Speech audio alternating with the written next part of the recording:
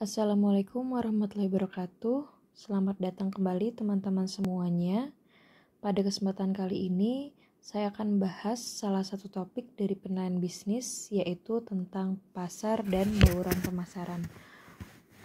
Jadi dalam video kali ini, saya akan bahas pengertian dari pasar, kemudian definisi dari pemasaran, kemudian kita akan bahas tentang bauran pemasaran, apa saja variabel-variabel yang ada di dalam bauran pemasaran. Kemudian nanti kita akan bahas secara bertahap proses bagaimana memasarkan suatu produk hingga barang itu bisa dijual. Sekarang kita langsung saja masuk ke slide selanjutnya. Jadi kita mulai dari pengertian pasar. Di sini pasar adalah pemenuhan kebutuhan, yang pastinya pemenuhan kebutuhan bagi orang yang mau mengkonsumsi ya. Misalnya konsumen atau pelanggan yang ingin membeli suatu produk gitu ya. Dan pasar itu adalah wadahnya.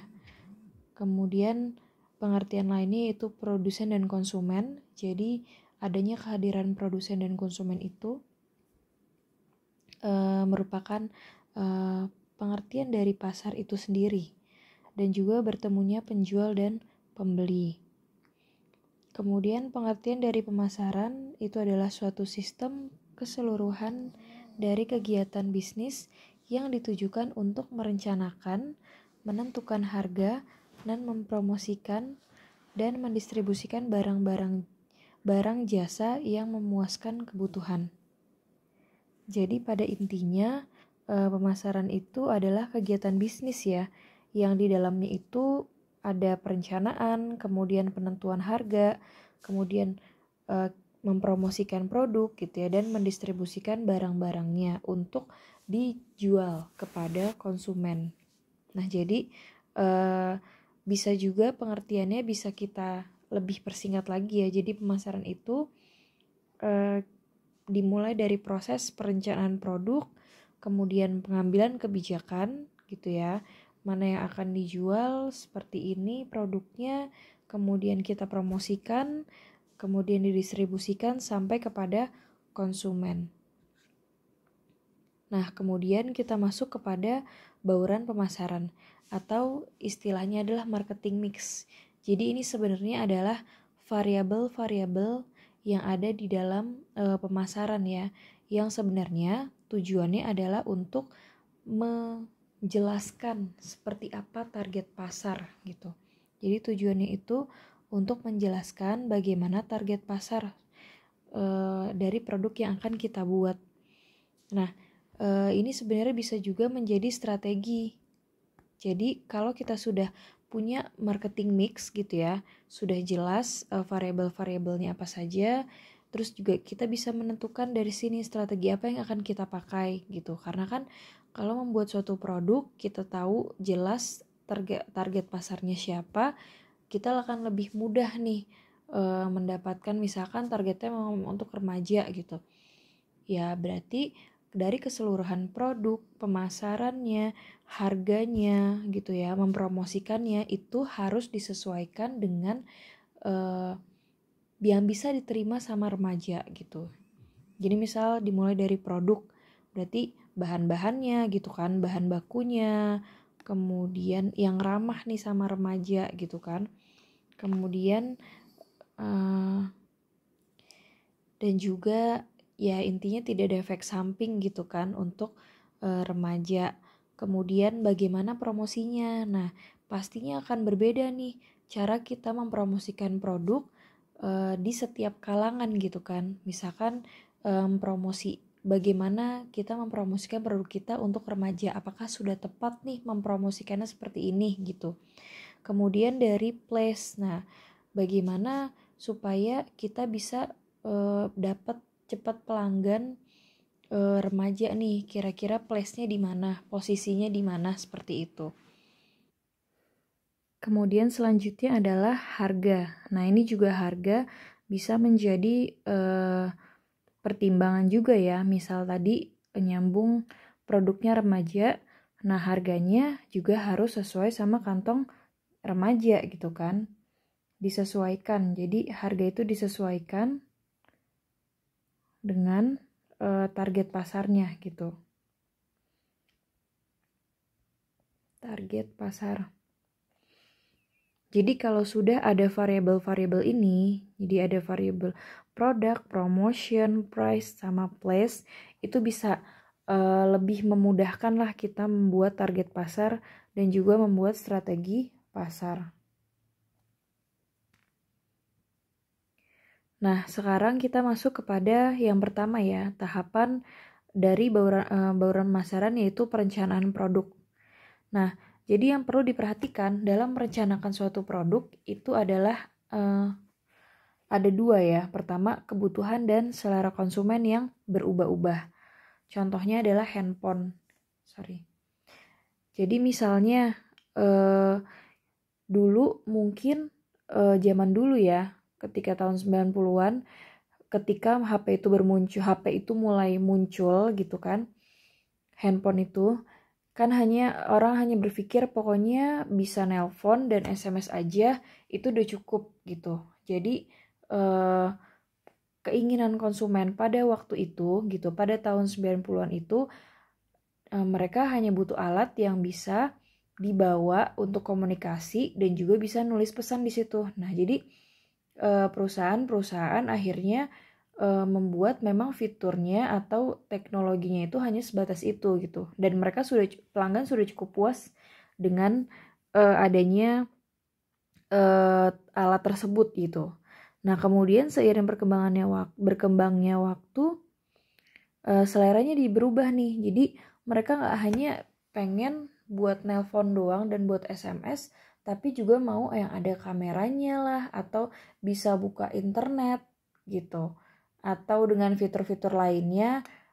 Semakin lama kan pada akhirnya banyak perusahaan yang terus-menerus mengembangkan teknologinya gitu dengan permintaan konsumen, sesuai dengan permintaan konsumen. Makanya di sini produk itu harus bisa mengikuti selera konsumen, harus bisa mengikuti kebutuhan konsumen yang sangat dinamis gitu ya, sangat dinamis. Jadi selalu berubah-ubah. Mungkin sekarang memang orang tuh butuh yang HP-nya itu, handphonenya itu yang kameranya bener-bener pixelnya tuh udah tinggi gitu kan. Makanya sekarang tuh banyak berlomba-lomba perusahaan-perusahaan handphone itu memakai teknologi kamera yang memang sudah tinggi gitu kan, smartphone gitu kan. Nah, itu bisa menjadi pertimbangan gitu ya, harus mengikuti selera konsumen. Jadi perusahaan itu juga harus tahu sebenarnya yang diinginkan konsumen sekarang tuh seperti apa. Nah, kemudian yang kedua yang perlu diperhatikan adalah persaingan antar sesama produsen yang kuat. Contohnya adalah update fitur-fitur smartphone. Nah, ini kayak tadi ya, kalau pengen mengupdate fitur-fitur yang lebih canggih lagi gitu. Misal perusahaan itu bersaing gimana caranya supaya produknya itu bisa sebanding dengan misalnya dari segi kamera ya, bisa sebanding dengan kamera SLR gitu, atau kamera-kamera ya buat syuting aja tuh bisa gitu kan, atau buat ngevlog aja bisa, nggak perlu kamera khusus, tapi dari handphone aja udah cukup bisa mewakili untuk ngevlog gitu kan, kamera jernih bagus gitu. Nah, itu yang perlu diperhatikan ya untuk merencanakan suatu produk. Jadi produknya itu jangan hanya pokoknya diproduksi dijual gitu, tapi juga harus terus dikembangkan gitu ya, mengikuti tadi selera konsumen, dan juga melihat juga persaingan antar perusahaan gitu, bagaimana kondisinya gitu, persaingannya seperti apa yang sebenarnya sekarang sedang kan posisinya lagi berebutan konsumen gitu kan. Jadi gimana perusahaan mana yang bisa menangkan hati konsumen gitu. Nah, kemudian selanjutnya ada brand image ya. Jadi harus punya brand image sebagai pioneer produk. Jadi bisa lebih terlihat lah sebenarnya produk itu seperti apa identitasnya. Jadi ada identitas identitas produk. Bisa dilihat kan apakah produk ini berkualitas atau tidak gitu kan, produknya baik atau tidak, itu bisa dilihat pertama kalinya itu dari brand image. Jadi kita harus bisa membangun brand image ya dari suatu produk. Ini bisa ngasih hal yang positif buat perusahaan, karena mereka punya brand image nih gitu, perusahaannya punya identitas, dia punya identitas sendiri, nggak ngikut-ngikut, nggak plagiat-plagiat gitu. Nah, selanjutnya pada tahap perencanaan produksi, nah ini posisinya adalah ada tiga tahap ya. Dari mulai kita mau merencanakan produk, bagaimana nih apa saja kegiatannya ketika produknya itu belum diproduksi. Jadi ini posisi ketika produk belum diproduksi, kemudian ketika diproduksi, dan ini posisinya sebelum diproduksi gitu. Jadi udah jadi tapi sebelum diproduksi gitu ya. Jadi baru mau dijualin gitu. Nah, jadi yang pertama tahapan nih dari bener-bener memilih bahan baku gitu kan, kita harus bikin idenya dulu nih gitu, evaluasi ide gitu kan, kita punya ide mau buat ini, mau buat suatu produk, bahan baku sekian, apa saja yang dibutuhin, biayanya dikeluarin tuh apa aja gitu kan. Jadi dari bahan baku, kemudian biaya gitu kan, terus idenya bagaimana, bentuknya, ide gagasan dan sebagainya. Nah di sini juga setelah kita buat itu juga harus ada evaluasi kan. Jadi nggak langsung aja setuju aja, tapi kita juga evaluasi dulu nih setelah kita jabarkan nih tahapan dari bahan-bahan membuat produk dan sebagainya. Kemudian kita evaluasi pasar potensialnya. Jadi apakah produk yang akan kita buat ini potensial untuk dijual gitu, bukan berpotensi tapi berpotensial untuk dijual. Apakah nantinya banyak orang yang akan membeli gitu. Jadi punya potensi nggak produk ini untuk dijual dengan jumlah yang banyak gitu kan. Kemudian evaluasi produk gitu ya. Setelah itu kita harus evaluasi. Terus ini maksudnya di sini adalah kita harus bandingkan juga ya. Jadi ngevaluasi itu juga kita bandingkan sama dua perusahaan yang sama-sama mau menghasilkan produk itu gitu. Evaluasi sumber. Jadi gimana bahan bakunya gitu. Kan sebenarnya juga pasti akan ada kemiripan atau serupa nih bahan bakunya, tapi gimana caranya supaya produknya itu nggak sama. Kan itu kan berarti dari ide kita, dari gagasan kita, dari kreativitas kita gitu kan. Sebenarnya yang bikin misalkan 2 atau lebih perusahaan itu punya menghasilkan produk yang sama tapi disajikan atau ditampilkan dengan pemasaran atau penjualan yang berbeda gitu. Nah, jadi bisa juga nih dibandingkan dengan 2 perusahaan yang produknya itu sama. Produk sama. Nah, kemudian ada tahapan persiapan spesifikasi konsumen. Jadi lebih didetailkan lagi targetnya gitu. Setelah targetnya dapat secara spesifik, nah kita buat strategi nih gitu, supaya memang benar-benar konsumen yang akan kita tepat sasaran gitu ya, konsumen yang kita targetkan itu sudah sesuai dan bisa tepat sasaran. Nah kemudian baru hampir di tahapan produksi ya, itu membuat model gitu kan, membuat model produk dan sebagainya. Kemudian kalau sudah di sini akan dilakukan pengujian produk gitu.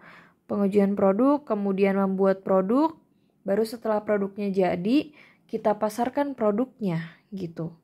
Nah, di sini nanti ada sebelum dipasarkan, sebelum siap nih, ready to sell gitu kan, sebelum dipasarkan.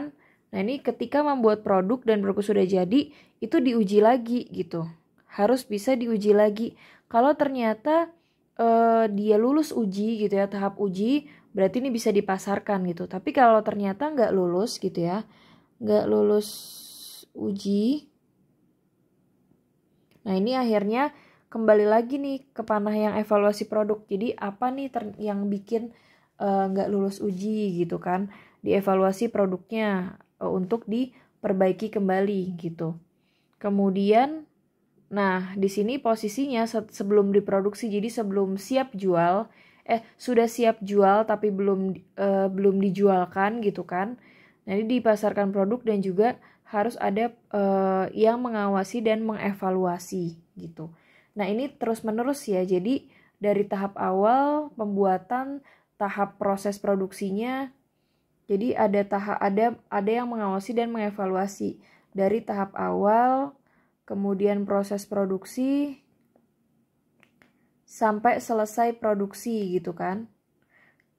Sampai selesai produksi dan sebelum barang itu dijual, seperti itu. Nah, selanjutnya adalah perencanaan harga. Jadi, harga itu memberikan pendapatan bagi perusahaan karena dengan adanya harga, kemudian harga tersebut kita komunikasi dengan konsumen dan konsumennya itu jika deal gitu setuju dan akan membeli, itu akan memberikan pendapatan bagi perusahaan. Jadi, sebenarnya harga itu sangat menentukan gitu kan. Penentuan harga sangat menentukan.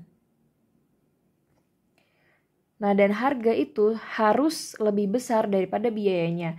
Kalau kebalik, ya berarti kan rugi kan perusahaan kalau harganya itu lebih kecil dari biayanya banyak yang dikeluarin, tapi ternyata harganya malah lebih kecil nominalnya gitu. Harusnya kan harga itu harus lebih besar nominalnya daripada biaya yang dikeluarkan. Nah, kemudian jika harga produknya tinggi, keuntungan jangka pendek yang tinggi berujung pada permintaan yang rendah dan keuntungan menjadi turun. Jadi di sini ada istilahnya strategi lah kalau masang harga gitu ya, masang harga tinggi dan masang harga rendah. Pada umumnya gitu. Ini sebagai realitanya aja pada umumnya gitu ya. Kalau kita memasang harga tinggi, ya kita akan dapat keuntungan pastinya, keuntungannya tinggi. Tapi keuntungan yang kita dapat itu sifatnya hanya jangka pendek gitu.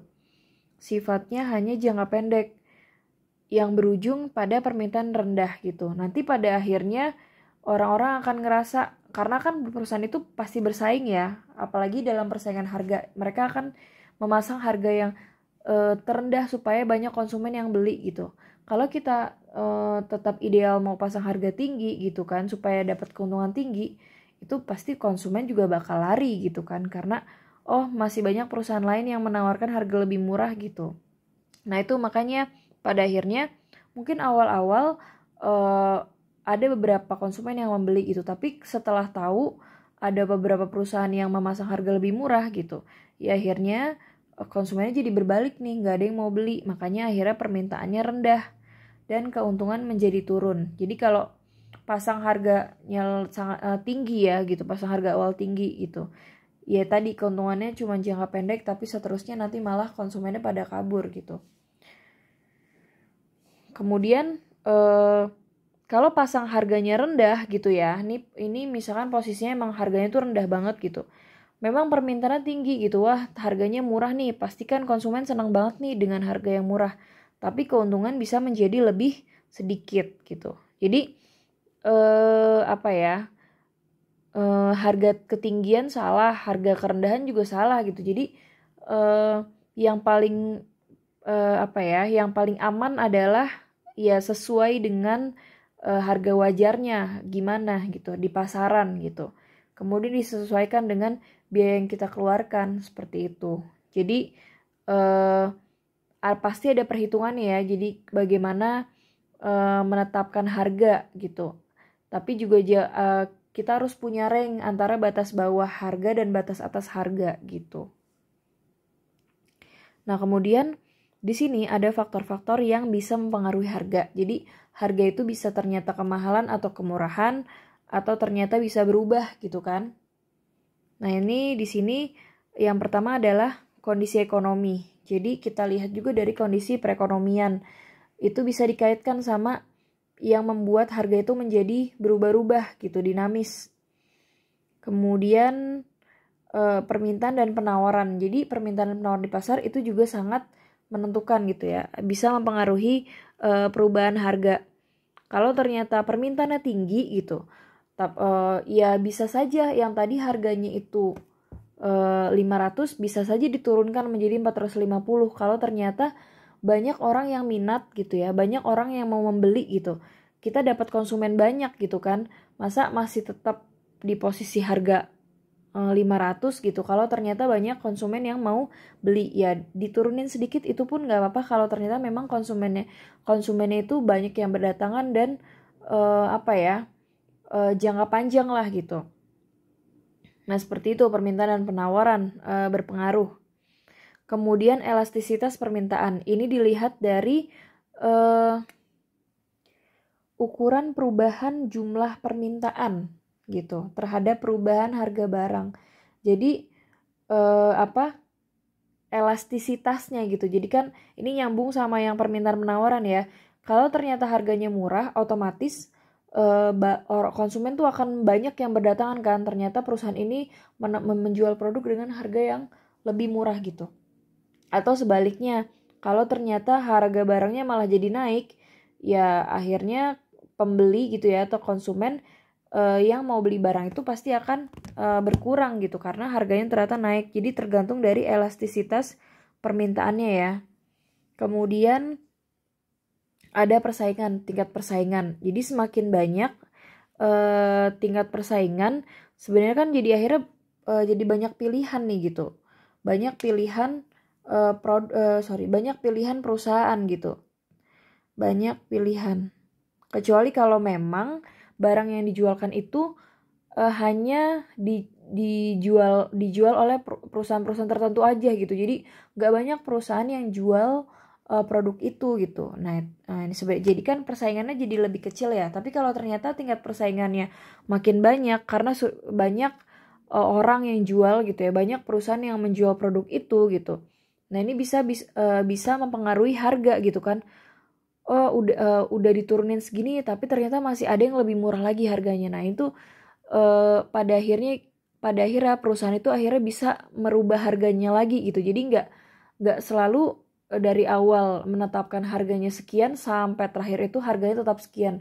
Itu nggak bisa seperti itu juga gitu. Karena tadi kan ada persaingan yang banyak gitu kalau ternyata banyak yang menjual produk tersebut. Kemudian ada biaya. Nah biaya ini tadi ya mempengaruhi harga juga gitu. Jadi kalau biaya yang dikeluarkan banyak otomatis kita menetapkan harganya juga mungkin agak mahal gitu ya karena ternyata beli bahan baku yang bagus yang ternyata harganya mahal gitu ketika kita beli. Kemudian tujuan perusahaan. Ini bisa berhubungan sama sebenarnya perusahaan itu menjual produk itu mau masuk ke kategori harga yang mana nih gitu. Jadi memang mau menjual produk dengan harga yang murah atau harga yang mahal gitu. Jadi identitasnya tuh mereka mau menjual produk itu yang ramah kantong atau memang mau mempertahankan kualitas jadi ya mahal gak apa-apa yang penting kualitas tetap terjaga. Jadi kembali lagi ke visi misinya si perusahaan, visi misi perusahaan dan juga pengawasan dari pemerintah. Nah ini juga kalau udah masuk ke regulasi pemerintah itu juga bisa mempengaruhi harga itu berubah-ubah gitu. Jadi misalkan ternyata kayak kemarin harga apa ya contohnya? Ya PCR ya. PCR kan dulu jutaan gitu. Terus kemudian lama-kelamaan ada regulasi nggak boleh lebih dari 500.000. Akhirnya kan diturunkan harganya. Nah sekarang ada isu lagi PCR itu nggak boleh, harus harganya itu 300.000 gitu kan. Jadi ini gimana caranya supaya produk-produk PCR, produk-produk yang bisa untuk uji PCR itu ya, yaitu bisa menekan harga karena tadi ada himbauan dari pemerintah gitu ya untuk menetapkan harga PCR sekian gitu. Nah itu bisa mempengaruhi perubahan dari harga gitu kan. Buktinya aja sekarang PCR dulunya jutaan sekarang ternyata nggak di bawah 1 juta seperti itu kan. Nah, selanjutnya adalah penentuan harga jual. Jadi harga jual itu harus mampu menutup biaya dan target laba yang diinginkan. Nah, jadi biayanya ketutup dan juga kita dapat untung gitu. Nah, metode dalam penentuan harga jual itu ada dua, ada markup pricing sama break even pricing. Jadi yang pertama itu adalah markup pricing. Jadi harga jual itu ditentukan dengan jalan menambahkan suatu persentase tertentu sebagai laba pada total biaya per unit. Jadi ada markup, ada tambahan untuk keuntungannya gitu ya. Umumnya digunakan untuk oleh perusahaan dagang. Nah, biasanya perusahaan-perusahaan dagang gitu kan, mereka kayak toko kelontong gitu kan, pasti ada markup-nya gitu, ada tambahan sebagai labanya. Nah, jadi caranya adalah tentukan dulu markup berdasarkan biaya atau harga jualnya. Jadi umumnya markup berdasarkan harga jual itu lebih rendah dibanding markup berdasarkan biaya. Udah pasti ya. Jadi kalau ditentukan dari harga jualnya itu pasti ya nggak ngambil tambahan terlalu banyak lah gitu. Jadi daripada mendasarkan biaya gitu. Nah, ini contoh penentuan harga jual mulai dari produsen, pedagang besar, pengecer gitu. Ini kurang step ya. Jadi penentuan harga jual mulai dari produsen yang bikin yang bikin produknya gitu kan.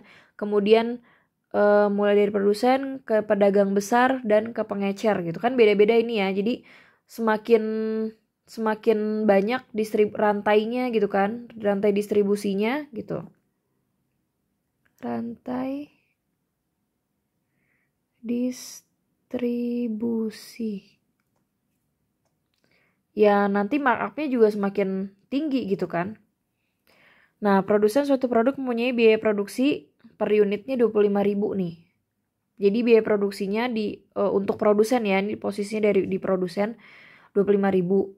Kemudian produsen menentukan besarnya markup untuk menutup biaya pemasaran, admin, dan laba yang diinginkan adalah 80% di atas dasar biaya produksi. Kemudian di pedagang besar menentukan markupnya berdasarkan harga jual.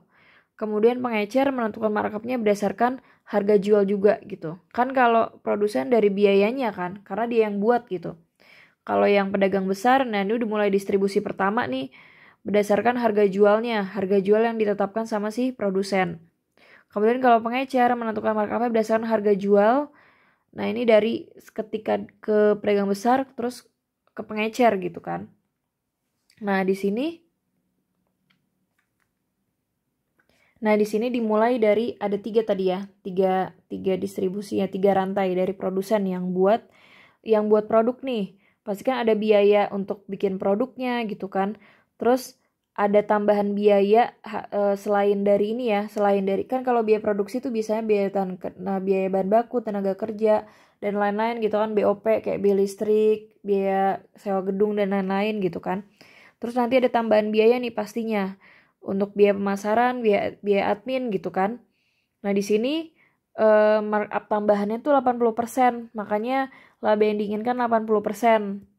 Jadi biayanya 25.000. Nah, nih dia mau jual, dia pengen labanya itu 80%. Jadi biayanya, tambahan biaya selain dari biaya produksi itu adalah dia tetapkan 20.000. Jadi di sini dia netapin harga jual dari produsennya itu 45.000. Jadi kalau ada kalau ada pedagang gitu ya yang mau beli ke produsen itu, ya si produsen netapin harganya 45.000. Nah, kemudian setelah dibeli sama pedagang besar, nah pedagang besar nih juga pengen dapat untung nih. Dia netepin untungnya itu 20% lah gitu dari harga jualnya. Nah, berarti kan dia pengen untung setiap produk itu dijual untung 9.000 gitu. Makanya pada akhirnya di sini ditambah nih 45 tambah 9. Nah, jadi dijual sama pedagang besar. Kalau ada yang mau beli dari pedagang besar, dijualnya sama pedagang besar itu adalah 54.000 gitu. Nah, kemudian setelah dari pedagang besar, rantainya lanjut lagi nih. Kalau ternyata ada yang beli untuk dijual kembali gitu kan. Nah, dia pengen markupnya itu 25% gitu. Dia pengen dapat untung dari yang dia jual itu 13.500 per produk ya. Ini per produk. Makanya akhirnya dijualnya 6.7.500. Nah, nanti kalau misalnya ternyata habis dibeli ada yang mau jual lagi, berarti nanti harga jualnya akan semakin tinggi lagi gitu. Jadi semakin banyak rantai distribusinya, ya harganya semakin tinggi gitu kan. Semakin banyak rantai distribusi, harga semakin tinggi, seperti itu. Nah, ini sebagai gambaran aja kalau kita menentukan markupnya berdasarkan harga jual gitu ya. Karena pastinya kalau biaya, kalau misalnya untuk perusahaan dagang kan ya kayak seperti ini ya, pedagang besar, pengecer gitu kan. Nah, selanjutnya kalau dengan metode break-even pricing. Jadi ini menganalisis hubungan biaya, volume penjualan, harga, dan laba. Jadi biayanya nanti dipisahkan menjadi biaya tetap sama biaya variabel. Jadi kalau yang sebelumnya tadi kan biaya produksi digabung nih keseluruhan. Nah, kalau ini di break-even pricing, dia membagi biayanya menjadi dua ya. Biaya tetap, berarti ini biayanya, kalau biaya tetap kan biayanya nggak berubah-berubah gitu. Kalau biaya variabel itu biaya yang selalu berubah-ubah gitu kan. Kalau biaya tetap kan misalkan kayak biaya gedung gitu kan, itu kan mau produksinya dikit atau banyak tetap aja kita harus bayar sewa gedung gitu kan. Kalau biaya variabel kan mungkin dari biaya bahan baku, misalkan ternyata tahun ini perusahaan perusahaan itu menurun nih produksinya, ya ngapain ngeluarin biaya banyak kalau ternyata kita beli bahan bakunya nggak banyak gitu kan. Ini kalau variable intinya biaya yang selalu berubah-ubah gitu.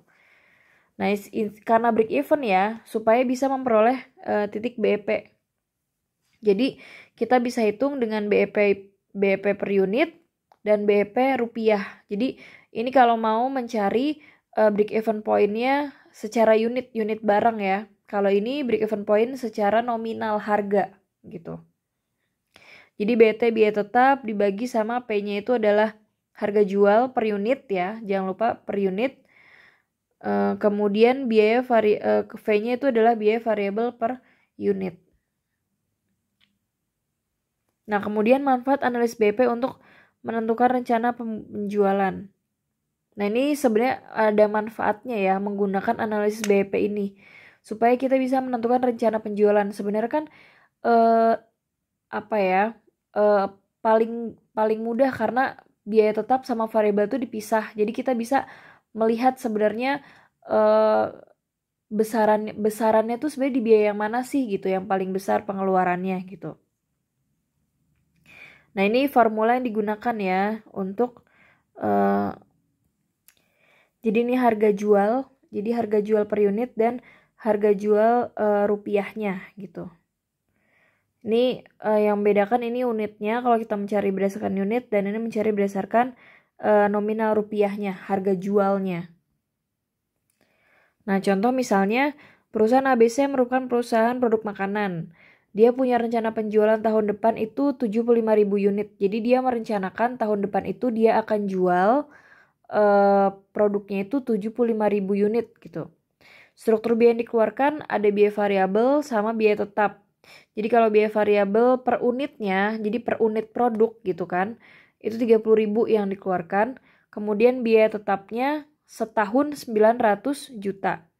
Tahun ini perusahaan mentargetkan labanya itu harus 600 juta. Makanya yang ditanya harga jual per unitnya itu berapa. Jadi kita mau tahu harga jual per unit. Nah, jadi tinggal di biaya tetapnya di sini 900 juta ditambah L-nya itu adalah labanya gitu ya. Labanya 600 juta. Dia ini kan nargetin labanya 600 juta. Dibagi sama P-nya itu adalah yang mau kita cari gitu. Karena kita mau lihat harga jual kan. Dan V-nya itu adalah biaya variabel. Jadi di sini kita langsung masukin saja rencana penjualannya yang direncanakan gitu ya. Jadi RP ini adalah RP itu adalah rencana penjualan. Rencana penjualan. Karena sudah diketahui kan, tadi rencana penjualannya 75.000 unit. Nah, yang akan kita cari adalah harga jualnya gitu. Nah, di sini kan langsung kita hitung aja ya. Nanti dapatnya 75.000 P gitu ya. P-nya nanti pindah ke sini. Kemudian ini 900 tambah 900 juta 600 1 miliar. Kemudian nanti pindah lagi ini kayak persamaan ya, kita bikin persamaan. Pindah lagi 150. Jadi disamakan variabelnya gitu ya. Terus ini kan tidak ada variabelnya, jadi 1 miliar ditambah 2 miliar 250. Nah, kemudian P di sini pada akhirnya kita bagi nih, hasil ini dibagi dengan 75.000. Maka di sini akan ketemu harga jual per unitnya adalah 50.000 gitu. Harga jual per unit. Nah, ini sini kita menggunakan rumusnya yang ini ya. Karena kan yang mau kita cari adalah rencana penjualan. Rencana penjualan. Nah, kalau mau lihat nominalnya ya berarti di sini pakai rumus yang ini. Karena tadi yang ditanya adalah harga jual per unit gitu.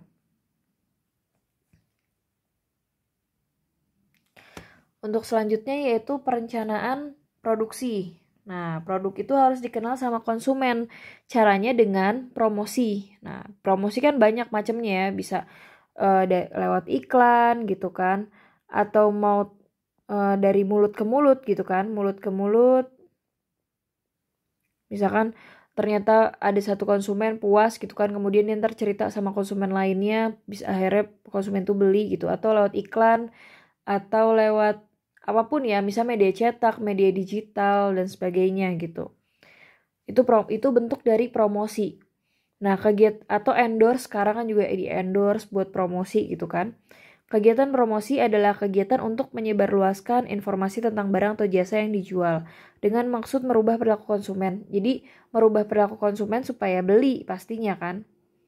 Supaya beli produk tersebut.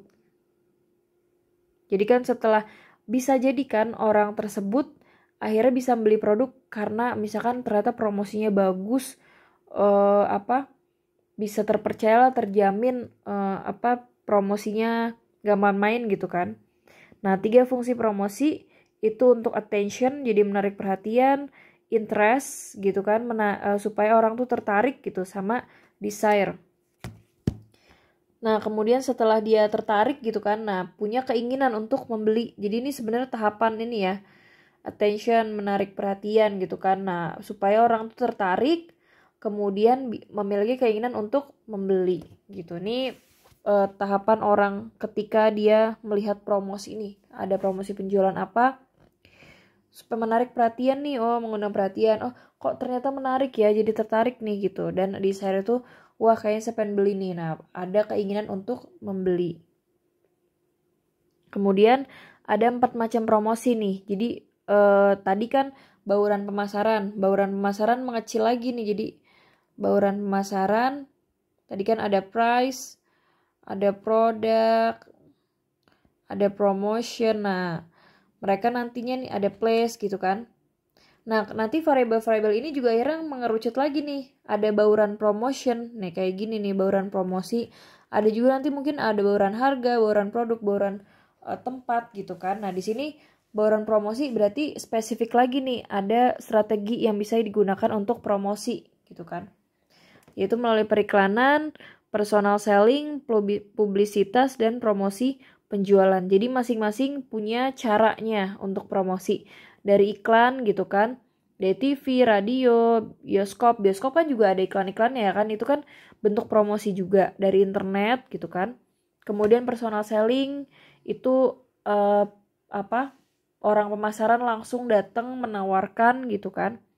Terus publisitas atau humas gitu, di sini seminar perusahaan ke masyarakat. Jadi misalkan perusahaan ini sosialisasi tentang produk ini, nanti setelah tahu orang-orang dikenalkan, masyarakat dikenalkan sama produk itu, ya nanti mungkin ada beberapa yang ingin untuk membeli produk itu. Ada divisi humasnya lah, istilahnya divisi humas di perusahaan itu. Orang yang melakukan kegiatan itu. Kemudian ada promosi penjualan. Nah ini jadi setelah produk itu dijual, nih supaya bisa menarik peminatnya lagi. Nah nanti entah itu dikasih diskon, dikasih bonus gitu, atau dikasih sampel gratis. Nah ini kan sebenarnya kayak gitu-gitu bentuk dari promosi gitu. Ngasih diskon, ngasih bonus, atau free sampel gitu. Itu bentuk dari strategi promosi ya. Kemudian perencanaan distribusi. Nah ini kalau nanti produknya itu akan dijualkan. Jadi di mana konsumen bisa mendapatkan suatu barang. Produk dijual langsung atau produk dijual melalui perantara. Jadi kan ada yang langsung ke pembeli gitu ya. Penjual langsung ke pembeli. Dia menjualin sendiri ke pembeli.